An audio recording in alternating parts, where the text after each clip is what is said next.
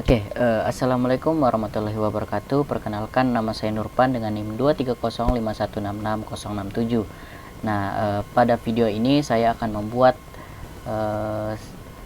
salah satu sejarah pendidikan Indonesia pada zaman Hindu-Buddha dengan tema yaitu peran Kerajaan Sriwijaya sebagai pusat pendidikan Buddha pada abad ke-7 hingga ke-11 Masehi. Selama ini Sriwijaya lebih dikenal sebagai kerajaan maritim yang menguasai jalur perdagangan internasional. Namun berbagai sumber sejarah menunjukkan bahwa kerajaan ini juga merupakan pusat intelektual yang memainkan peran strategis dalam jaringan pengetahuan Asia. Pemahaman terhadap Sriwijaya penting untuk menunjukkan bahwa tradisi keilmuan Nusantara telah berkembang jauh sebelum masa kolonial, dan bahwa pendidikan di wilayah ini memiliki akar yang kuat dalam tradisi Hindu-Buddha. Perjalanan ini bermula pada catatan biksu di Tiongkok. Itsing pada abad ke-7 menjadi bukti langsung mengenai posisi Sriwijaya. Ia merekomendasikan Sriwijaya sebagai tempat bagi para pelajar yang hendak mempelajari dasar-dasar agama Buddha sebelum melanjutkan studi mereka ke Nalanda di India.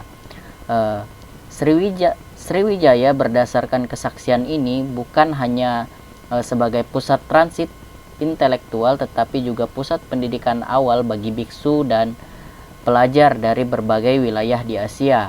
Artinya kerajaan ini telah menjadi bagian dari jaringan pertukaran ilmu yang menghubungkan India, Tiongkok, dan Asia Tenggara. Kajian akademis tentang Sriwijaya menggunakan 3 pendekatan utama, teman-teman. Yang pertama, pendekatan sejarah intelektual yang menempatkan Sriwijaya sebagai bagian dari jalur pengetahuan lintas kawasan. Pendekatan ini menekankan bagaimana gagasan, kitab suci, dan kebudayaan Buddha berpindah melalui Sriwijaya. Yang kedua, arkeologi pendidikan, teman-teman, yang menafsirkan situs seperti Muaro Jambi dan Bukit Siguntang sebagai kompleks pendidikan, bukan hanya kawasan ritual. Struktur bangunan, sisa pemukiman, dan artefak yang ditemukan mendukung interpretasi bahwa kawasan tersebut merupakan pusat pembelajaran. Dan yang ketiga, politik pengetahuan yang menyoroti bagaimana elit Sriwijaya menggunakan pendidikan sebagai strategi legitimasi dan diplomasi. Hal ini tampak dalam prasasti Nalanda yang mencatat pendirian vihara oleh Raja Baltapuradewa untuk belajar Sriwijaya di India. Dan struktur pendidikan di Sriwijaya ini bertumpu pada vihara dan asrama yang berfungsi sebagai pusat pembelajaran sekaligus tempat tinggal para siswa. Model ini mencerminkan sistem pendidikan residensial yang berkembang di pusat-pusat keilmuan Buddha di India.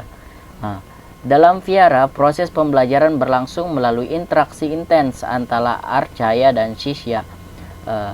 Para siswa tidak hanya mempelajari teks-teks keagamaan, tetapi juga mengasah kemampuan berpikir melalui diskusi filsafat dan latihan meditasi. Pola pembelajaran ini menunjukkan bahwa Sriwijaya telah memiliki pendidikan tinggi yang terorganisir dengan struktur yang memungkinkan kesinambungan tradisi keilmuan. Sriwijaya juga mempunyai kurikulum, teman-teman. Kurikulum di Sriwijaya ini bersifat menyeluruh dan integratif dengan mata pelajaran utama yang mencakup Dharma Buddha termasuk filsafat dan etika. Ada bahasa Sanskerta yang menjadi bahasa ilmu pengetahuan internasional, dan ada aksara Pallawa untuk pembaca dan menyalin teks-teks penting begitu. Selain keagamaan, kurikulum memasukkan ilmu ekstra seperti astronomi dan matematika yang dibutuhkan untuk kalender ritual maupun navigasi. Mengingat Sriwijaya adalah kerajaan maritim yang sangat besar kemungkinan bahwa pembelajaran mengenai perdagangan, navigasi, katalogi, dan administrasi yang diajarkan terutama bagi kalangan elit. Dengan demikian, pendidikan di Sriwijaya tidak hanya fokus pada spiritualitas, tetapi juga diarahkan untuk mendukung kebutuhan politik ekonomi kerajaan. Dan salah satu bukti yang paling jelas bahwa Sriwijaya berperan dalam jaringan pengetahuan global adalah pada Prasasti Nalanda pada tahun 860 Masehi. Nah, Raja Baltapuradewa membangun asrama di Nalanda untuk pelajar Sriwijaya yang sedang menempuh pendidikan di pusat keilmuan tersebut. Nah, tindakan ini mencerminkan dua hal. Yang pertama, Sriwijaya memiliki akademik yang diakui oleh pusat pendidikan internasional. Dan yang kedua, kerajaan ini aktif membangun membangun hubungan diplomatik berbasis pengetahuan.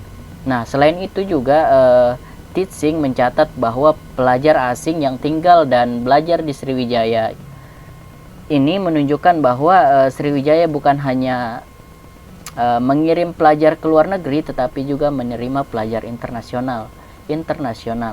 Nah, dengan demikian Sriwijaya berfungsi sebagai hubungan pendidikan global pada masanya.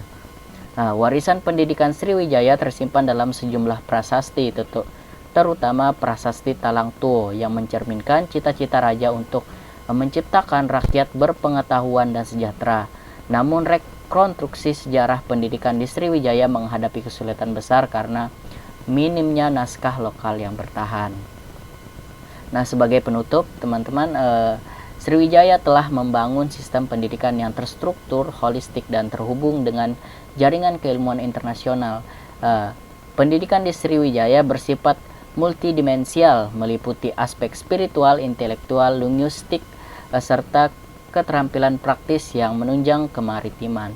Oke, mungkin itu saja materi yang bisa saya sampaikan pada kali ini. Mohon maaf jika ada kesalahan, kurang lebihnya saya minta maaf. Assalamualaikum warahmatullahi wabarakatuh.